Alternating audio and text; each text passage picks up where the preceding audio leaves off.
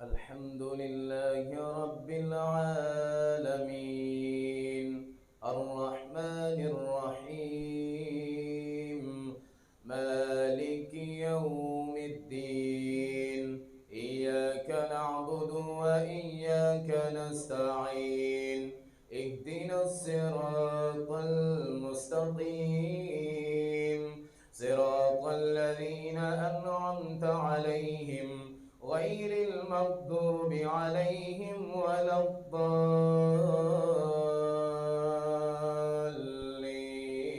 الضالين آمين. بسم الله الرحمن الرحيم ألف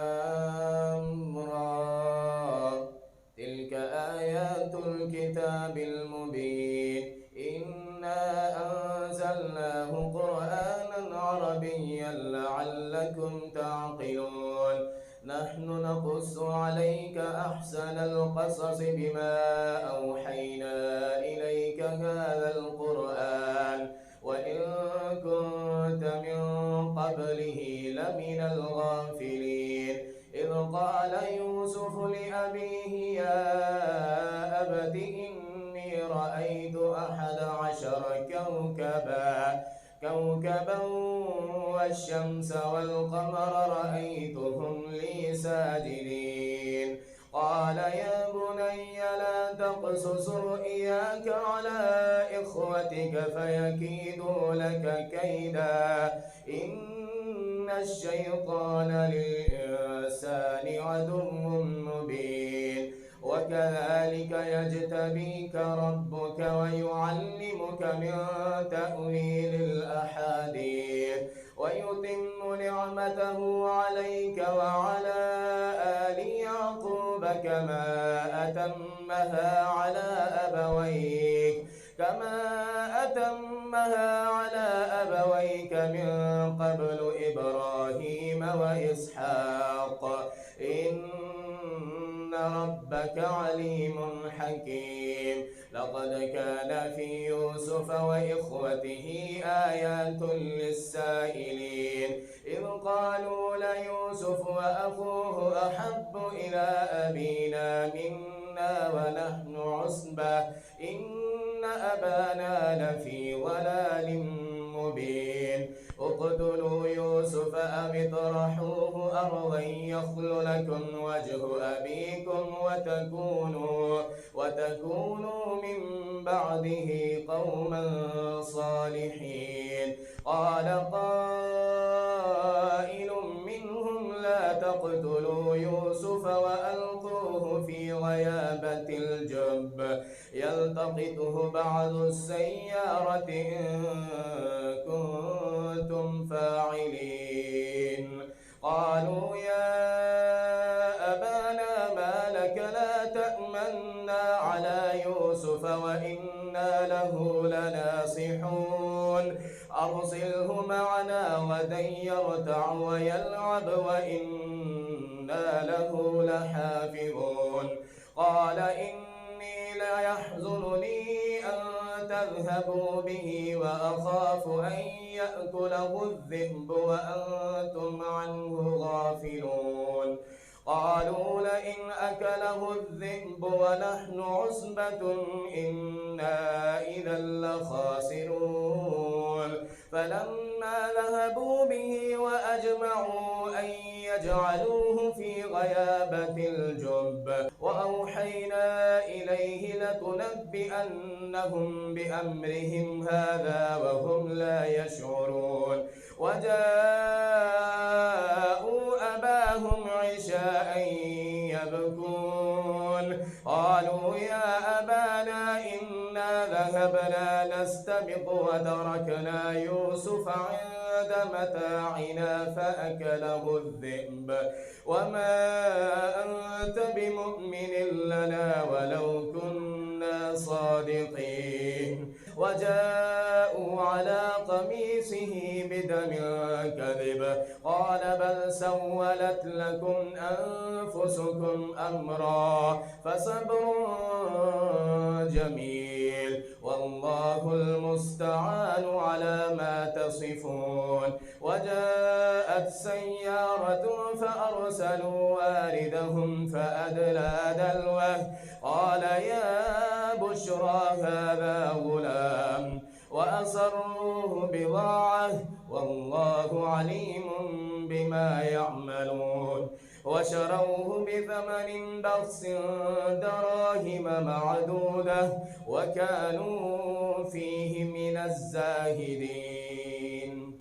وقال الذي اشتراه من مصر لامرأته أكرمي مثواه عسى أن ينفعنا أو نتخذه ولدا وكذلك مكنا ليوسف في الأرض ولنعلمه من تأويل الأحاديث والله غالب على أمره ولكن أكثر الناس لا يعلمون. ولما بلغ أشده آتيناه حكما وعلما وكذلك نجزي المحسنين. وراودته التي هو في بيتها عن نفسه وغلقت الأبواب وقالت هيت لك قال معاذ الله إنه ربي أحسن مثواي إنه لا يفلح الظالمون. ولقد همت به وهم بها لولا أن رأى برهان ربه كذلك لنصرف عنه السوء والفحشاء إنه من عبادنا المخلصين. واستبق الباب وقدت قميصه من دبر وألف يا سيدها لدى الباب قالت ما جزاء من أراد بأهلك سوءا إلا أن يسجن أو عذاب أليم. قال هي راودتني عن نفسي وشهد شاهد من أهلها إن كان قميصه قد من قبل فصدقت وهو من الكاذبين وإن كان قميصه قد من دبر فكذبت وهو من الصادقين. فلما رأى قميصه قد من دبر قال إنه من كيدكن إن كيدكن عظيم. يوسف أعرض عن هذا واستغفري لذنبك إنك كنت من الخاطئين. وقال نسوة في المدينة امرأة العزيز تراود فتاها عن نفسه قد شغفها حبا إنا لنراها في ضلال مبين. فلما سمعت بمكرهن أرسلت إليهن وأعتدت لهن متكئا وآتت كل واحدة منهن سكينا وقالت اخرج عليهن. فلما رأينه أكبرنه وقطعن أيديهن وقلن حاش لله ما هذا بشرا إن هذا إلا ملك كريم. قالت فذلكن الذي لمتنني فيه ولقد راودته عن نفسه فاستعصم ولئن لم يفعل ما آمره ليسجنن وليكون من الصاغرين. قال رب السجن أحب إلي مما يدعونني إليه وإلا تصرف عني كيدهن أصب إليهن وأكن من الجاهلين. فاستجاب له ربه فصرف عنه كيدهن إنه هو السميع العليم. ثم بدا لهم من بعد ما رأوا الآيات ليسجننه حتى حين.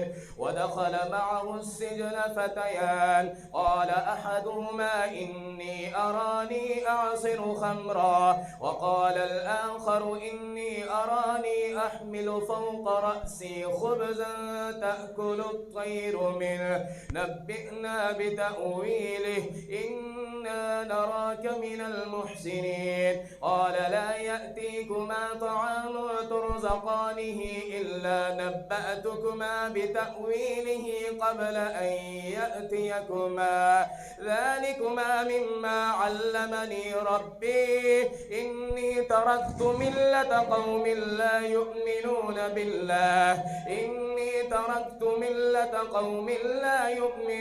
بالله وهم بالآخرة هم كافرون. واتبعت ملة آبائي إبراهيم وإسحاق ويعقوب ما كان لنا أن نشرك بالله من شيء ذلك من فضل الله علينا وعلى الناس ولكن أكثر الناس لا يشكرون. يا صاحبي السجن أأرباب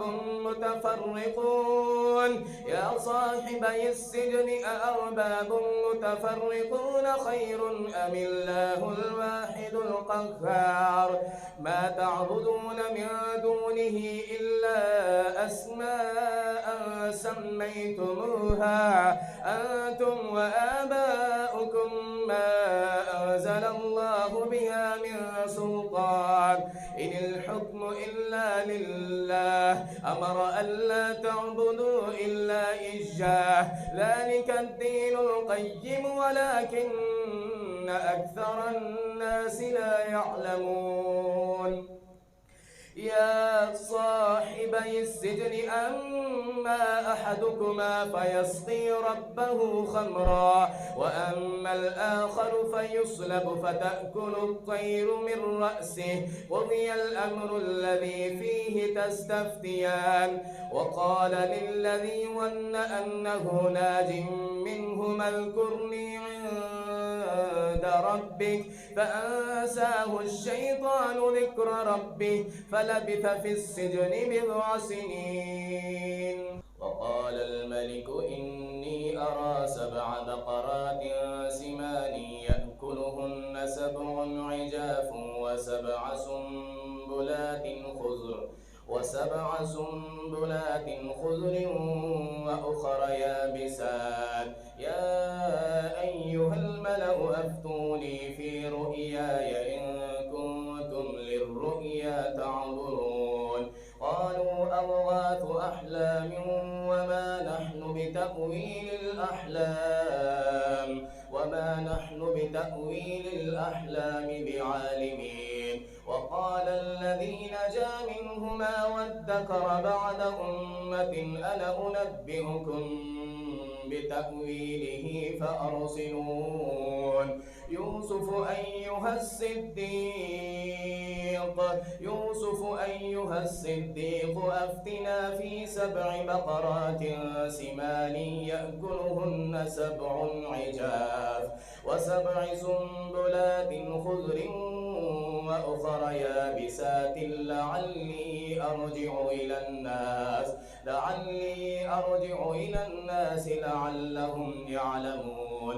قال تزرعون 7 سنين دأبا فما حصدتم فذروه في سنبله إلا قليلا مما تأكلون. ثم يأتي من بعد ذلك 7 شداد يأكلن ما قدمتم لهن إلا قليلا مما تحسنون. ثم يأتي من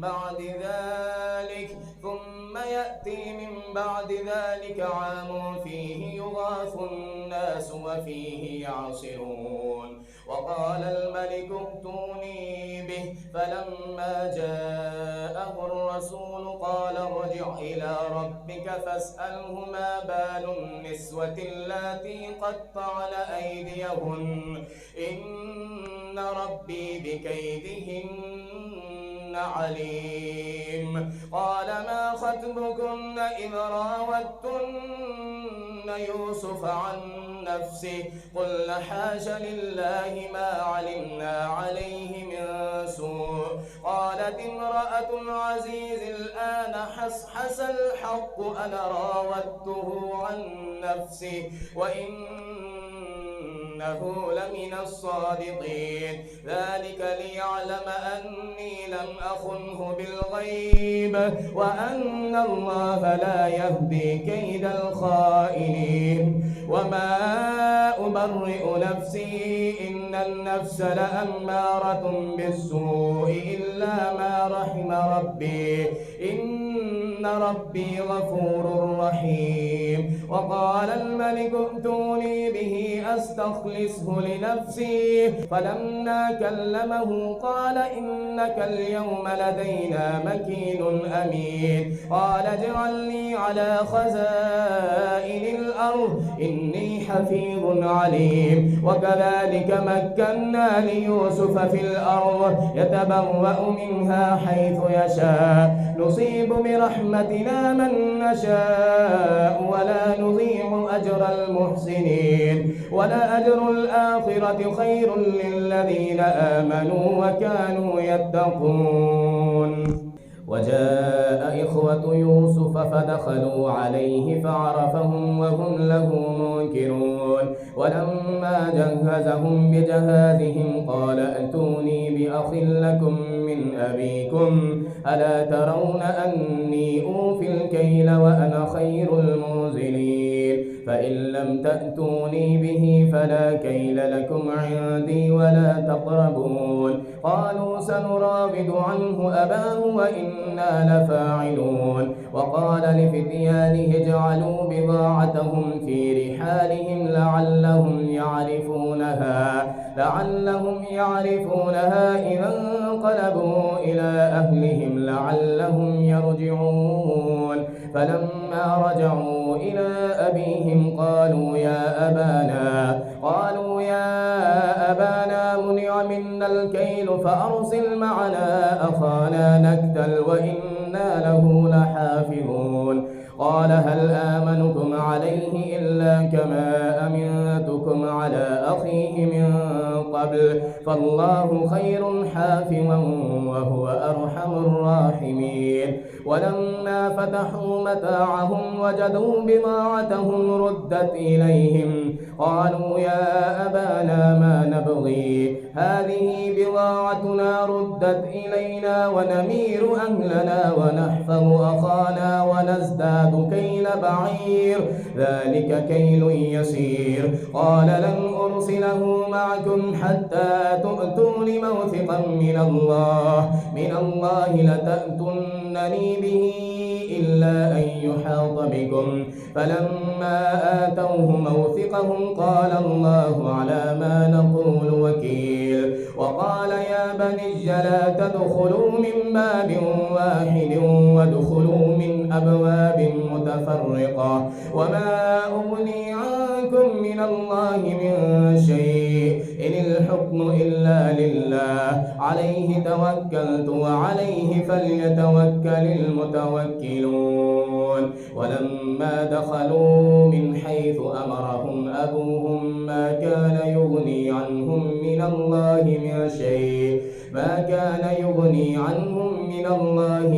شيء إلا حاجة في نفس يعقوب قضاها وإنه لذو علم لما علمناه ولكن أكثر الناس لا يعلمون. ولما دخلوا على يوسف آوى إليه أخاه قال إني أنا أخوك فلا تبتئس بما كانوا يعملون. ولما دخلوا على يوسف آوى إليه أخاه قال إني أنا أخوك فلا تبتئس بما كانوا يعملون.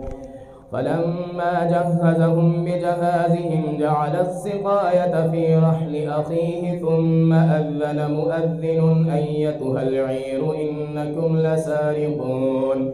قالوا وأقبلوا عليهم ماذا تفقدون قالوا نفقد سواع الملك ولما جاء به حمل بعير وأنا به زعيم قالوا تالله لقد علمتم ما جئنا لنفسد في الأرض وما كنا سارقين قالوا فما جزاؤه إن كنتم كاذبين قالوا جزاؤه من وجد في رحله فهو جزاؤه كذلك نجزي الظالمين فبدأ بأوعيتهم قبل وعاء أخيه ثم استخرجها من وعاء أخيه كذلك كدنا ليوسف ما كان ليأخذ أخاه في دين الملك إلا أن يشاء الله نرفع درجات من نشاء وفوق كل ذي علم عليم قالوا إن يسرق فقد سرق أخ له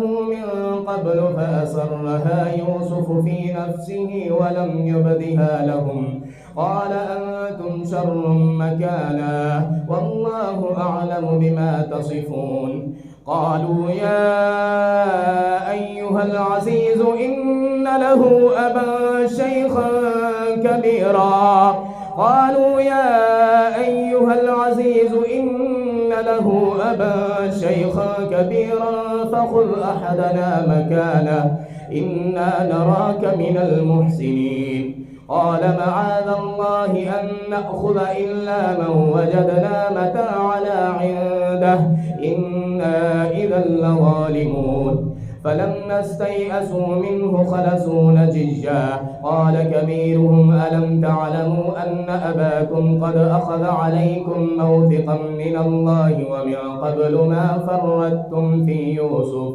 فلن أبرح الأرض حتى يأذن لي أبي أو يحكم الله لي وهو خير الحاكمين ارجعوا إلى أبيكم فقولوا يا أبانا إن ابنك سرق وما شهدنا إلا بما علمنا وما كنا للغيب حافظين واسأل القرية التي كنا فيها والعير التي أقبلنا فيها وإنا لصادقون قال بل سولت لكم أنفسكم أمرا فصبر جميل عسى الله أن يأتيني بهم جميعا إنه هو العليم الحكيم وتولى عنهم وقال يا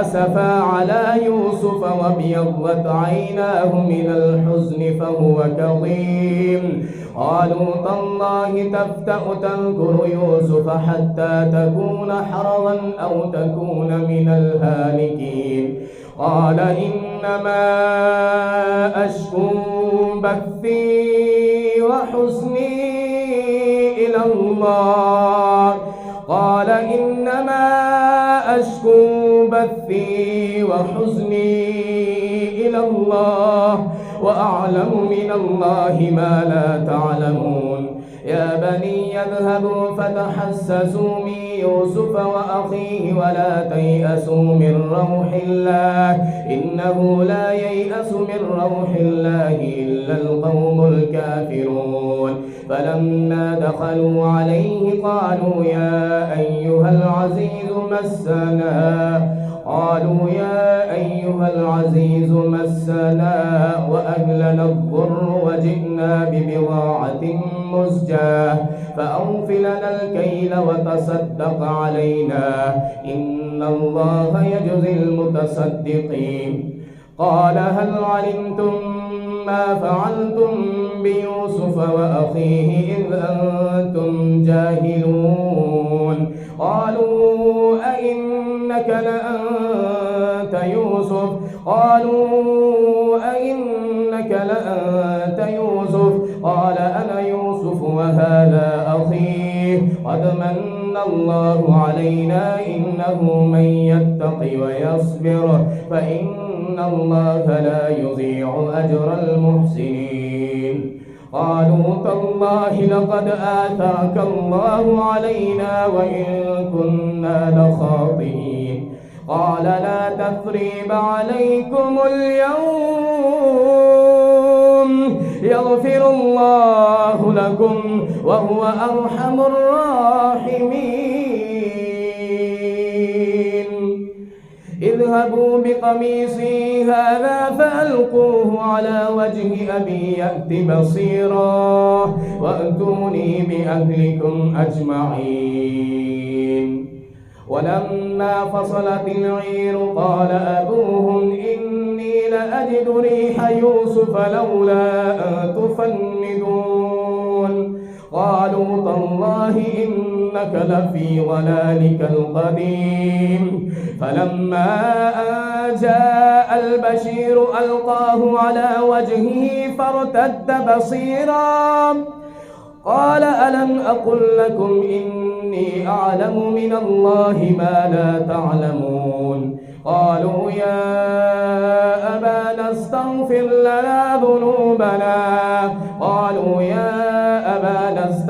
لنا ذنوبنا إنا كنا خاطئين. قال سوف أستغفر لكم ربي إنه هو الغفور الرحيم. فلما دخلوا على يوسف آوى إليه أبويه وقال ادخلوا مصر إن شاء الله آمنين. ورفع أبويه على العرش وخروا له سجدا وقال يا أبت هذا تأويل رؤياي من قبل قد جعلها ربي حقا وقد أحسن بي إذ أخرجني من السجن وجاء بكم من البدو من بعد أن نزغ الشيطان بيني وبين إخوتي إن ربي لطيف لما يشاء إنه هو العليم الحكيم. رب قد آتيتني من الملك وعلمتني من تأويل الأحاديث فاطر السماوات والأرض أنت وليي في الدنيا والآخرة توفني مسلما وألحقني بالصالحين. ذلك من أنباء الغيب نوحيه إليك وما كنت لديهم إذ أجمعوا أمرهم وهم يمكرون. وما أكثر الناس ولو حرصت بمؤمنين وما تسألهم عليه من أجر إن هو إلا ذكر للعالمين.